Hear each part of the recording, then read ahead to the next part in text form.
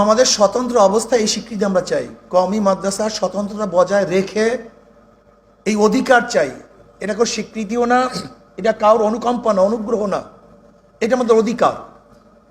Islamic foundation সহ বিভিন্ন Islamic গবেষণা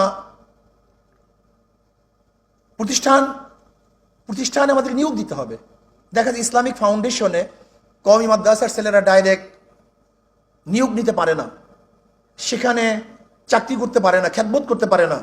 আমরা চাই এই সমস্ত প্রতিষ্ঠানগুলিতে ডাইরেক্ট কওমি মাদ্রাসার ছেলেরা সেখানে অংশগ্রহণ করতে পারবে। মডেল মসজিদ সহ যে কোনো মসজিদে আমাদের কওমি সন্তানরা সেখানে খ্যাতবোধ করতে পারবে, ইমামতি করতে পারবে। কিন্তু দেখা যায় সেখানে আমাদের কওমিয়ানদের সার্টিফিকেটকে সরকার অ্যালাউ না করার কারণে মডেল মসজিদে আমাদের কওমি ছাত্ররা সবচেয়ে যোগ্য, তারপরও তারা সেখানে খ্যাতমত করার সুযোগ পাচ্ছে না। আমরা চাই মডেল মসজিদ সহ প্রত্যেকটা মসজিদে আমাদের কওমি সন্তানরা যেন খ্যাতমত করতে পারে। কওমি ছাত্র, স্কুলের ছাত্র, কলেজের ছাত্র, সেই বৈষম্য নিয়ে যে কাজটা হয়েছে, এখনো যদি কওমি মাদ্রাসার ভিতরে এত বড় বৈষম্য থাকে, তাহলে এর দুঃখ আমাদের রাখার জায়গা থাকবে না। তাই এটা অবশ্যই বৈষম্য দূর করতে হবে। হয়েছে ঠিক আমরা বাংলাদেশও চাই, আমাদেরকে সেই সুযোগটা দাও, ইনশাআল্লাহ সারা বিশ্বের কাছে আমরা সমাদৃত হব। এজন্য আমরা আমাদের প্রাণের দাবি, আজ থেকে আমরা নতুন আওয়াজ তুলব এই দেশে। এত বড় একটা নীতিবান জনগোষ্ঠীকে উপেক্ষা করে বাংলাদেশে অতীতেও কোনো নীতি বাস্তবায়ন হয় নাই। দুর্নীতির আখড়া হয়েছে দেশ, ফ্যাসিস্টদের কাজের পরিধি বেড়েছে, তাদের অন্যায় অত্যাচার জুলুম নির্যাতন বেড়েছে।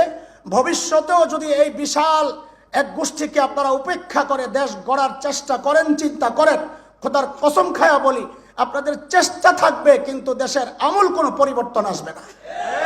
মাদ্রাসার সনদের স্বীকৃতি দেওয়া, এটা মনে করি যে আমাদের প্রাথমিক একটা বিজয়, কিন্তু এটাকে চূড়ান্ত বিজয়ে নিতে হলে অবশ্যই আমরা একটা সিঁড়ি বেয়ে একটা যথাযথভাবে যাতে জাতি গ্রহণ করে যে হঠাৎ করে এদেরকে একটা সনদের স্বীকৃতি দিয়ে দেওয়া হয়েছে, এটা যাতে না হয়।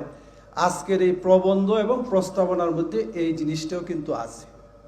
আমাদের কওমি মাদ্রাসার স্বকীয়তা বজায় রেখে, স্বাতন্ত্র্য বজায় রেখে দারুল উলুম দেওবন্দের অষ্টম মূলনীতির ভিত্তিতে এর চেয়ে পরিষ্কার আর কিভাবে করবেন? আমরা বিশেষ কোনো সুবিধা চাই না। আমরা আমাদের যোগ্যতা, আমাদের ছেলেদের মেধা যোগ্যতায় আমরা দেশের সেবা করতে চাই, দেশের নেতৃত্ব দিতে চাই, আমাদের অবদান রাখতে চাই। চার্চের স্বীকৃতির মাধ্যমে যে সনদ দেওয়া হবে আল হাইয়াতুল উলিয়া থেকে, এই সনদের মাধ্যমে যেন আমাদের বাংলাদেশের সমস্ত পাবলিক এবং প্রাইভেট ইউনিভার্সিটিতে অন্তত ইসলামিক স্টাডিজ এবং অ্যারাবিক ল্যাঙ্গুয়েজে ভর্তি হবার মান যেন দেওয়া হয়।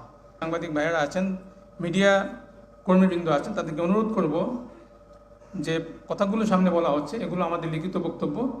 আমি অনুরোধ করব এই জিনিসগুলোকে একটু প্রচারে আপনারা সহযোগিতা করবেন ইনশাআল্লাহ। মূল প্রবন্ধের শিরোনাম হলো কওমি সনদে